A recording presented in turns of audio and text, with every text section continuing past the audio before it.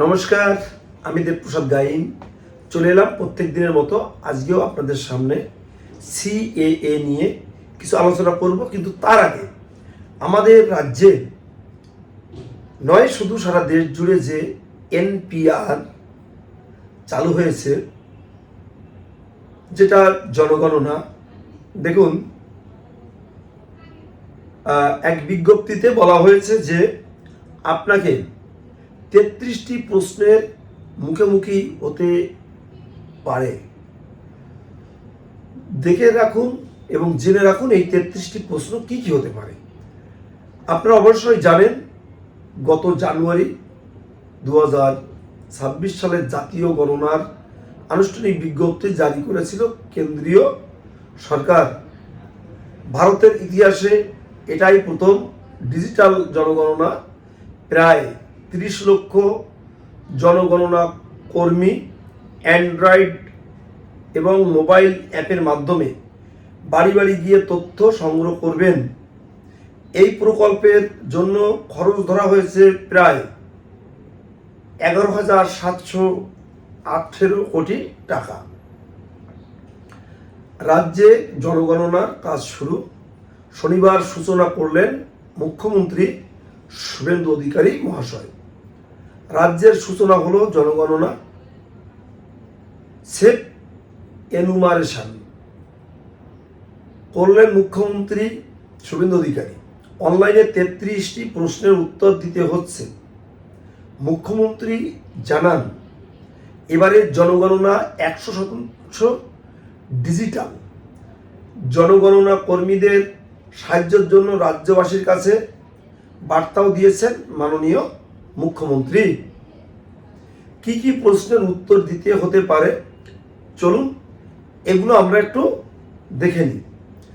চলতি বছরের জানুয়ারিতেই 2027 সালের জাতীয় জনগণনা আনুষ্ঠানিক বিজ্ঞপ্তি জারি করেছে সরকার।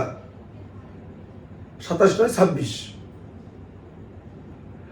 প্রায় 30 লক্ষ জনগণনা কর্মী অ্যান্ড্রয়েড মোবাইল এবং অ্যাপের মাধ্যমে বাড়ি বাড়ি গিয়ে তথ্য সংগ্রহ করবেন। এই প্রকল্পের খরচ ধরা হয়েছে প্রায় 11,718 কোটি টাকা। প্রথম পর্যায়ে বাড়ি বাড়ি গিয়ে বা সেফ এনুমারেশনের মাধ্যমে তথ্য নেওয়া হবে। দ্বিতীয় পর্যায়ে শুরু হবে ফেব্রুয়ারি মাসে। স্বাধীন ভারতের ইতিহাসে প্রথমবার জনসংখ্যার পাশাপাশি জাতিভিত্তিক পরিসংখ্যান সংগ্রহ করা হবে।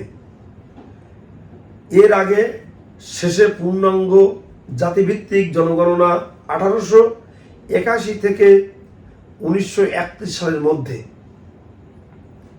তো এই আমাদের যে 33খানা প্রশ্ন করবে, তার সেই প্রশ্নগুলো কি আমি একটুখানি এক নজরে আপনাদের বলে যাচ্ছি, আপনারা একটু মনে রাখবেন। বাড়ির নাম্বার পুরসভা স্থানীয় প্রশাসন দ্বারা যেটা দেওয়া আছে। জনগণনার জন্য বাড়ির সংখ্যা, ঘরের মেঝে উপাদান সিমেন্ট না পাথর, ঘরের দেওয়ালের উপাদান প্লাস্টার ইট, ঘরের চালের ছাদ বা টিনের, বাড়ি কি উদ্দেশ্যে ব্যবহার, বাড়ির বর্তমান অবস্থা। 8 পরিবারের সংখ্যা কতজন। 9 পরিবারের মোট সংখ্যা কত। 10 পরিবারের প্রধানের নাম। 11 পরিবারের প্রধানের লিঙ্গ। 12 পরিবারের প্রধান তফসিলি জাতি এসসি, তফসিলি উপজাতি এসটি বা অন্যান্য জনগোষ্ঠী। 13 বাসস্থানের মালিকানা নিজের না ভাড়া। 14 পরিবারের ব্যবহারের জন্য ঘরের সংখ্যা কতটি। 15 পরিবারের বসবাসকারী ব্যক্তি বিবাহিত দম্পতির সংখ্যা কতজন। 16 পানীয় জলের মূল উৎস কোনটি। 17 পানীয় জলের উৎসের সহজলভ্য। 18 আলো বা বিদ্যুতের প্রধান উৎস। 19 শৌচাগারের সুবিধা রয়েছে কিনা। 20 শৌচাগারের ধরন।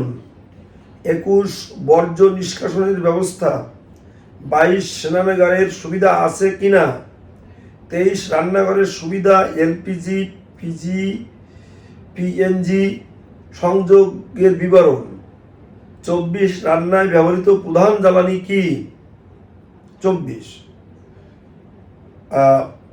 এবার 25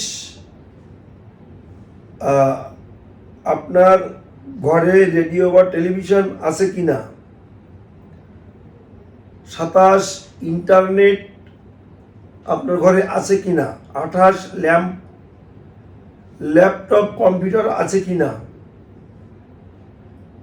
29 mobile phone smartphone, 30 cycle scooter motorcycle moped, 31 গাড়ি জিপ ভ্যান, 32 পরিবারের মূল খাদ্যশস্য কি, 33 মোবাইল নাম্বার শুধুমাত্র জনগণনা সংক্রান্ত যোগাযোগের উদ্দেশ্যে। এই 33খানা প্রশ্ন আপনাকে করা হবে। আপনি যখন অ্যাপ্লিকেশন করবেন ঠিক এই 33খানা প্রশ্ন কিন্তু আপনার সম্মুখে এসে দাঁড়াবে। তো এখন আমরা প্রথম থেকে আপনাদের যেটা বলেছিলাম যে কোনো উপায়ে আপনারা সিএএতে আবেদন করে ফেলুন, কারণ আপনি যদি এখানকার নাগরিকই না হন, জনগণনায় কিন্তু আপনি প্রথম ধাপে বাদ পড়ে যাচ্ছেন। অর্থাৎ আপনার জন্য কিন্তু সামনে এনআরসি অপেক্ষা করছে। যে ব্যক্তি আপনার জন্য যা কিছুই বলুক না কেন, কারো কোনো কথায় কাজ হবে না। আপনারা আমার ভিডিওর বেশি দূর পিছনে যেতে হবে না, আপনারা 1 মাস পিছন থেকে আমার ভিডিওগুলো দেখতে দেখতে আসেন আমার চ্যানেলে ঢুকে।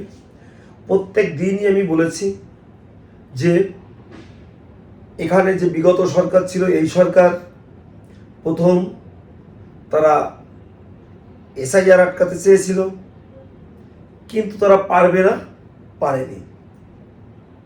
সিএএ আটকাতে চেয়েছিল, কিন্তু তারা পারবে না।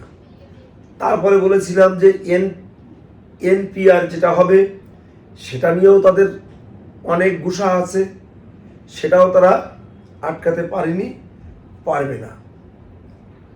এবং সর্বোপরি যে এনআরসি, যে কথাটি আমি প্রত্যেকদিন বলে এসেছি, আমার 1 মাস পিছনের ভিডিওগুলো দেখতে হবে, প্রথম দিন থেকে বলে আসছি, তাহলে দেখবেন যে এনআরসির ক্ষেত্রে কিন্তু আমরা কোনো প্রকারে পার পাবো না।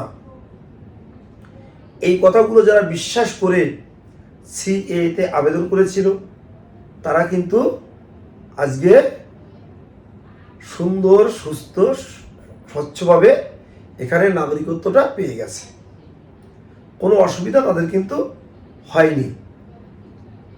আমি প্রত্যেকটি মুহূর্ত আমি আপনাদের বলেছিলাম আপনারা সিএতে আবেদন করুন, যেখানে জানে বুঝে সেখান থেকেই করবেন। দেখবেন এখন বারাসাতে অনেকেই আসছে সিএর আবেদন করার পরে হ্যারিংয়ের ডেট পড়েছে, 100 জনের ভিতরে 20 জন হয়তো অ্যাপ্রুভ হচ্ছে বা তারও কম, বাকি সব মুখ শুকনো করতে করতে বাড়ি যাচ্ছে। কেন?